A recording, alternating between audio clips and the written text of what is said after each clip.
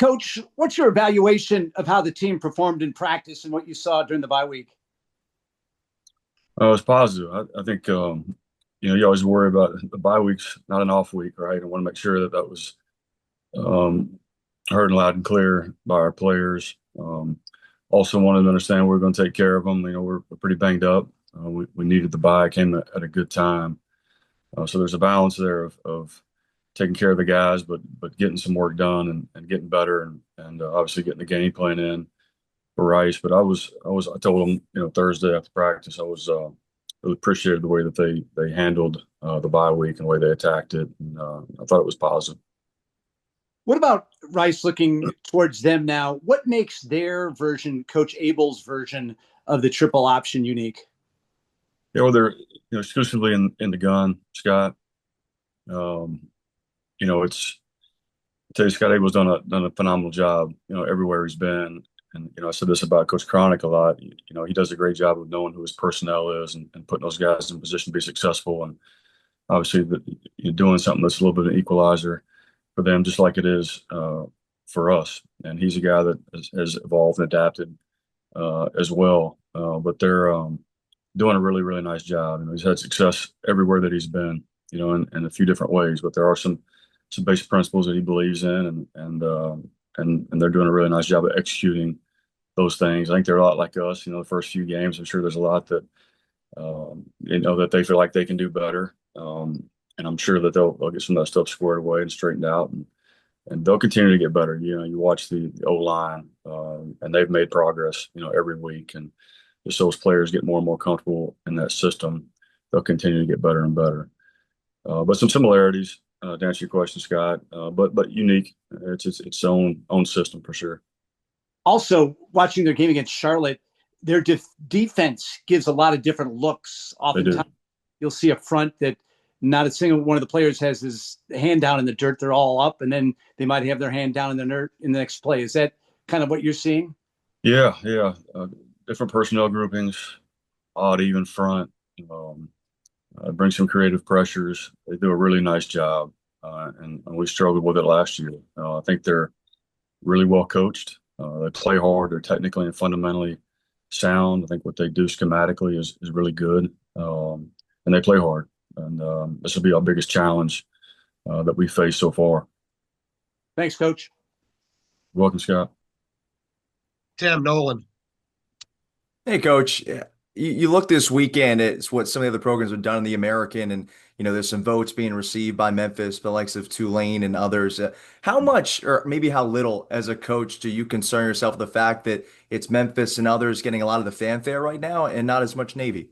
Yeah, not at all. Not at all. It's fun to follow the stuff. We try to take it one week at a time. That's about all my brain can handle is the next opponent. And so, but it is good seeing a team like Memphis go beat a SEC team.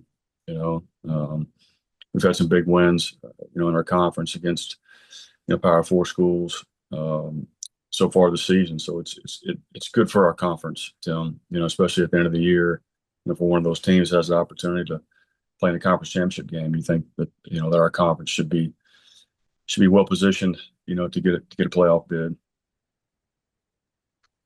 Going back to, you really said in this bye week you wanted to focus on starting quicker, especially defensively. What are some of the things that you can do during a bye week to get ready for that? Well, it helps get ahead, with your game plan. Thing that we talked about a lot is better communication. Haven't tackled particularly well the last 2 weeks, so to go attack some of those type things, just all the things that you take, from your first 3 games, things that maybe you aren't doing really well, things you need to improve on, and really going out and attacking those things. You take the bye, it's a really good opportunity to do that. And you're still working on your next opponent, but there's a little more focus on the fundamentals and the techniques than there might be in a normal week getting ready to play a game.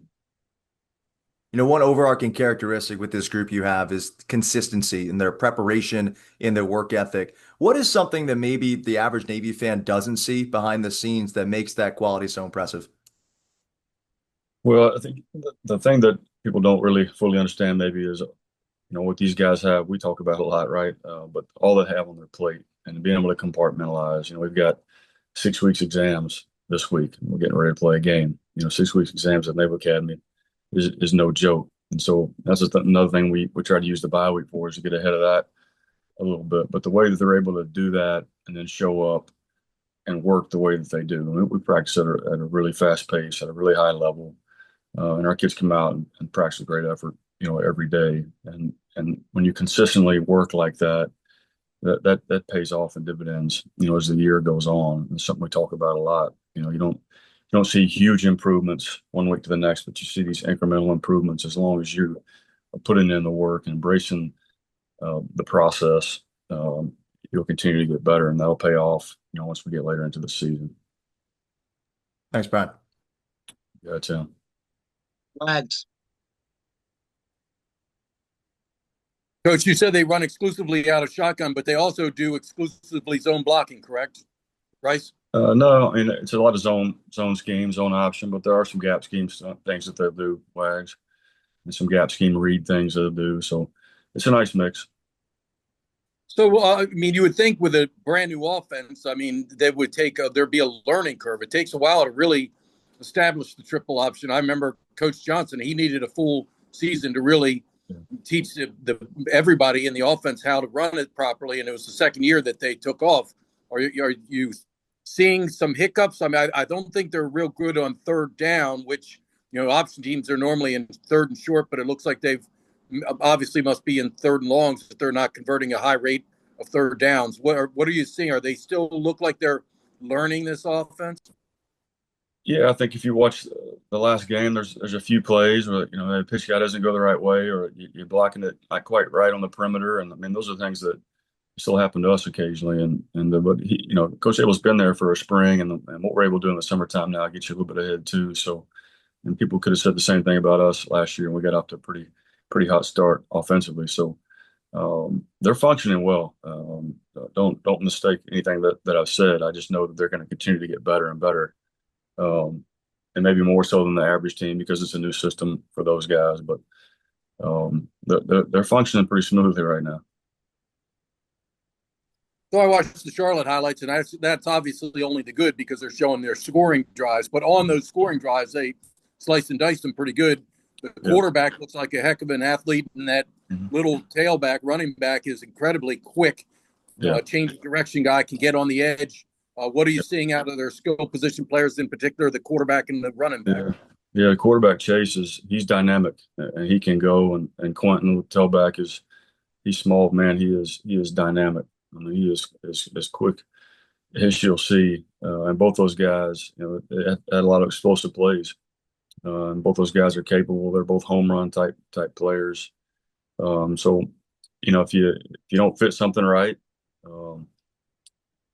it can be a huge play, whether it's in between the tackles or out on the perimeter. And so they've got some weapons for sure. And those two guys are two of them. But they're exciting players to watch, and we're going to have to do a great job of tackling and setting the edge and fitting things the right way, having our eyes in the right spots. So obviously a lot of talk about their offense since they're now running the option, but defensively, this team got after you last year. You held you to 10 points, 260 total yards, probably one of the poorer games for the offense last season. I haven't had a chance to look at how many returning starters they have. I know that their linebackers coach from last year is now the D coordinator. But what can you say about the defense? Because they've looked good so far. Yeah, like I said earlier, I think they're playing really well on defense. Not giving up a lot of points, not giving up a lot of yards.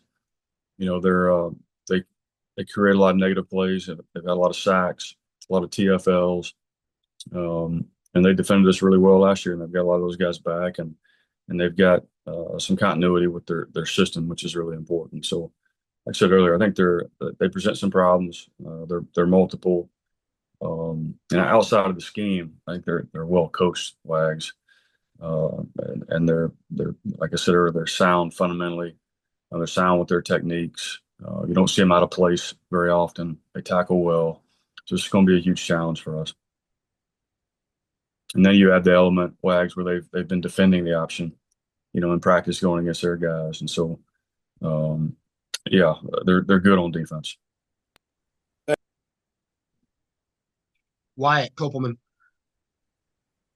Hi, Coach. With two straight home games ahead here, including the non-conference matchup against Air Force, how much are you encouraging the team to embrace the advantage of playing at home, especially coming off the 3-0 start and the bye week this week now?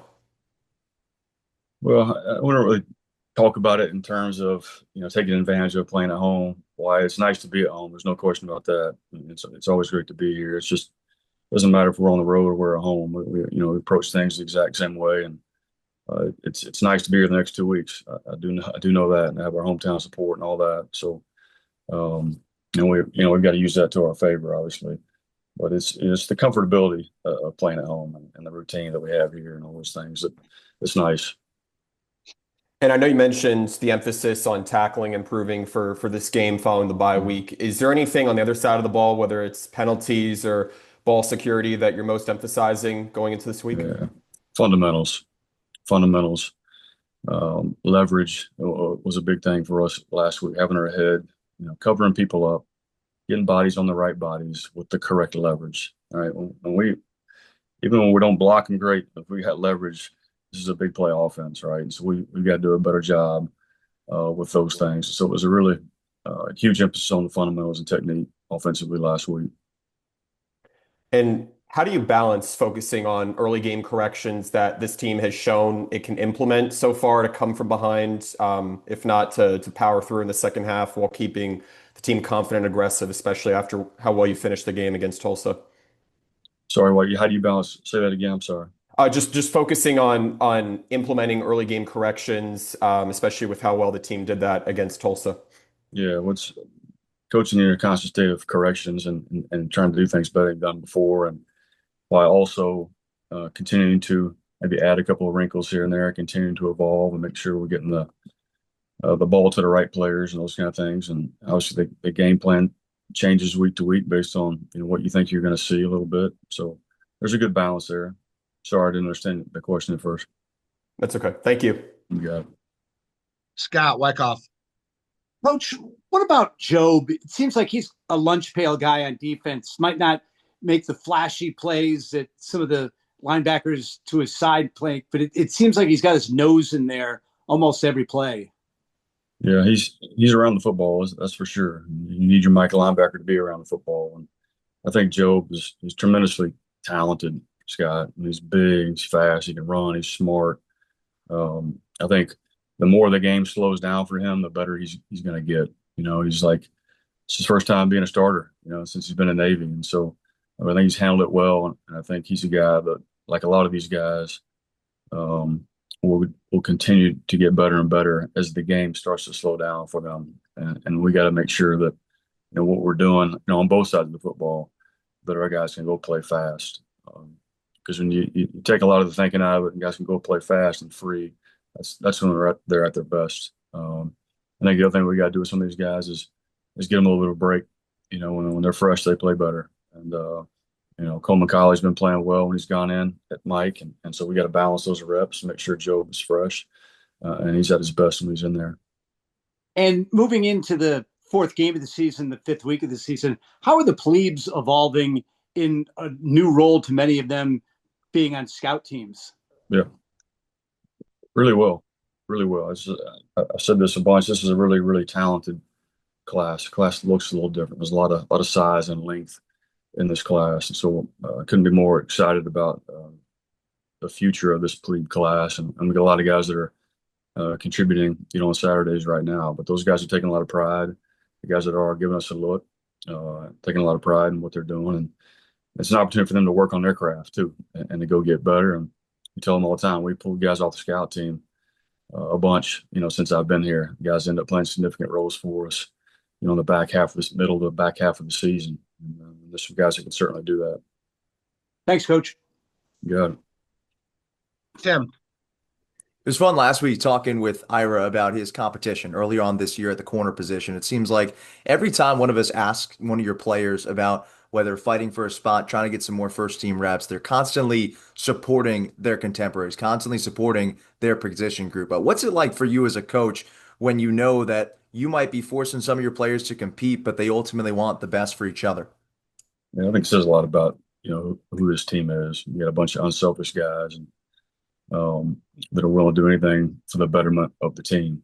And it's great to have some of those competitions at positions. It makes those guys better. It makes them compete more, during the week of practice. But I've been pleased with that group in particular, just the way they've competed and the way they've practiced at a high level. And so, Ira's a guy I've said a lot is extremely talented, and when he's dialed in, he's playing our style of football. I mean, he's really really good, and I think he's another guy that's embraced the work, especially the last several weeks, and has continued to get better. Number 6, Drayden Dickman's really popped off this year for Rice in his second full season with them. What have you liked from what he's seen from him on film? Yeah, well, I think he's caught more than twice as many balls as anybody else. He's a good player, and certainly a weapon for those guys. And anytime you're playing an option team and they're running as much as they do, you got to keep your eyes in the right place, right? And especially on a guy like him, because he can run by you, and just a good receiver, a good weapon for those guys. Your pass rush was so successful against Tulsa. How do you continue that against a team that, again, Rice likes to keep it on the ground a little bit more, but you've been getting some great pressure throughout from that D front? Yeah, and a game like this, Tim, you're not going to have as many opportunities, to rush the quarterback, and unless you can get him in third and long a little bit, where you can kind of pin your ears back some. But even then, they can run the option and run the football, and so I think the thing against option teams is you want to get them off track, you want to get them behind the sticks, and you want to create some negative yardage plays in the early downs. You want to at least be efficient on first down. Efficient for us is 3 or less yards. You feel like I'm not quite on track when you can do that. So, and we play teams like this. Sacks are a little less important. They're great to have. You just know you're not going to have many opportunities to get them. But the negative plays or the 1-2 yard gains are the things you're really looking to get. Thank you. Yeah. Wags. From what you saw last week in practice, do you think you'll get Cam Nichols and Cody Howard back? Yeah, I'm optimistic. Cam looked good last week. Cody's going to run around today, and we'll kind of see where Cody's at as the week progresses. Wags, and it's really the same thing for Cam. But I was encouraged by what he was able to do, what I saw last week. So mentioned about last year's game with Rice, which was really, really strange with all the delays, the multiple delays, lengthy delays, and then the field was not very good condition. But in the end, it was probably the one game where you could say, we should have played better in that one. Does that have any motivation going into this game? Yeah, I mean, I would say this one's been circled on everybody in the building's calendar for a while. Yeah, we didn't feel like we played well, and to their credit, they played better than we did a year ago. We didn't execute at a high level, and they did, and we didn't handle the circumstances as well as they did, and so it was what it was. But now this is a new year, but certainly I think our guys have been looking forward to this one. Last week we talked to Drew and PJ, and they're on opposite ends as far as coaching from the press box. Drew says he prefers to coach from the press box, and he's a guy that actually had to call plays from the field because he was a head coach. And then PJ says he just can't stand being there. It feels like a caged animal. You called from the box. I mean, I kind of your thoughts on this. And at some point, if you didn't feel the defense was performing well, would you tell PJ you got to go in the box so you can see things better? Or do you, how do you handle that? How do you approach that? I think it really Wags just comes down to personal preference. PJ's been on the field most of his career. He sees things really well from down on the field. He was a linebacker guy. It's a little different from that viewpoint. For me, I was a back end guy, and I felt like I was a little more calm up in the box. Some people might argue with that, but I felt like I could see things happening a little bit faster, a little bit cleaner. I felt like I had an extra, second or two to make a call. But PJ's been great down the field, and I want those guys to call it from where they feel comfortable calling it. And PJ likes to be able to look his guys in the eye during the game and talk through everything. And I think the other thing too about PJ being down the field is the ability for him and I to have conversations, frequently throughout the game helps a lot. Now, that's not the only reason he's down there, but he sees things really well from down there, and he's got really good eyes up in the box as well with Wimberly and Elu up there. So I like the way it's set up. All those guys are comfortable with that. I certainly understand why Drew likes to call it from up there, but it's personal preference. All right, I'll pass it off. Wyatt. Coach, with your offense establishing time of possession that's 10th in the country right now, what do you most attribute that success to? Moving the football, being able to run it. If you're rushing for 300 yards a game, you're going to eat up a lot of the clock, Wyatt. And so that's something we talked about a lot in the offseason because we think we were kind of in the middle of the pack in the country last year in time of possession. And for us, we want to be up there kind of where we're at right now. Anytime you can possess the ball like that, your defense is on the field, fewer snaps. Their offense is on the field, fewer snaps. And that's always a good thing, right? That's got to be part of our formula here is to be able to run the football. And when you can run the football and grind people out and stay on the field, then you're gonna chew up the clock, which is something we need to be able to do. And I think we're doing a little better job of that this year than we did a year ago. It's not to say that you don't like those big chunk explosive plays. You take them however you can get them, right? But to be able to churn out first downs and stay on the field and keep moving the sticks, right, is what we want to be able to do. I remember you mentioned a couple of weeks ago how effective of a blocker Brandon Chapman's been, but then he punched it in the fourth quarter against Tulsa. What's excited you most about how he's absorbed his role as a blocker and as a snipe, of course? Yeah, just the way that he takes pride in everything that he does, whether he's got the ball in his hands or he's blocking. I mean, he's some ball carriers. They're 100 miles an hour when they're getting the rock. When they're not, right, they're not quite 100%. But he wants his teammates to make big plays, and he's willing to do everything he can to help that happen, including sacrifice his body. And so he's one of the most unselfish players on our football team because he's really talented when he has the ball in his hands. And so, anytime all those guys want the football, Wyatt, you know what I mean? And so for him, a guy that would like to get it more and would like to be able to get it to him more when he doesn't have it, he takes a ton of pride in what he does when the ball's not in his hands. And I think most of those guys are doing that right now. And you see that the effort that we're blocking with on the perimeter has been really encouraging to me. And as Blake's now in his second year as a starter, Coach Cronick's in his second year as an offensive coordinator within this program, do you find there's a clear rhythm or understanding in how they work together to prepare, especially coming out of a bye week and going into another conference game now? Yeah, absolutely. Another year, those guys know each other really, really well. They communicate really, really well. To be in a system is another year for Blake to really understand and be. We talk about being a four-dimensional player. He knows what everybody's doing. Knows where everybody's supposed to be lined up. Right? He's able to identify defenses, and so I think he's certainly ahead of where he was. At this point a year ago. There's no doubt about that. Thank you, Coach. Yeah.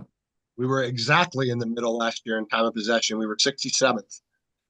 Anyone else? Anyone have any other questions for Coach? Wags, go ahead. Another interesting thing Drew said during his presser last week, he mentioned that Tulsa was protecting its back end and saying that they were not sending defensive backs up in run support. And that he mentioned that 2 years ago, if you looked at Navy, you would have seen teams that were, flying up with safeties and corners to provide run support. Obviously, over the last two seasons, you've shown the ability to complete passes downfield. Is that kind of exactly what you wanted with hiring Drew, that teams couldn't sell out to stop the option? Yeah, 100%. When you hit explosive plays and you have skilled players like we do, it loosens people up. All right, and that's exactly what we have to be able to do here. You can't allow people to pin their ears back and scream downhill, especially from the back end, without having some hesitation there as to whether or not that guy's going to run by me, or they're running a route, or it's a play action, or it's a trick play. So yeah, we got to be able to slow those guys down with things that we're doing. So we want to be balanced. And we haven't thrown it as much as I thought we would, 3 games in, but because we haven't needed to. But to have the ability to do that and keep people honest and to keep people from being able to just pin their ears back is critical for our success.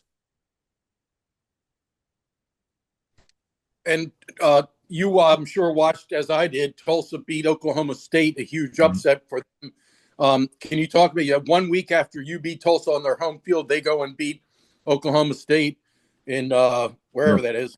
Yeah, I was happy. Stillwater. Stillwater. Come on, Wags. Yeah. Hadn't won there since 1950, I think, or 51. Strauss can fact check me on that, but that is correct. I was happy for Trey Lamb at Tulsa and for our lead to go get a win like that.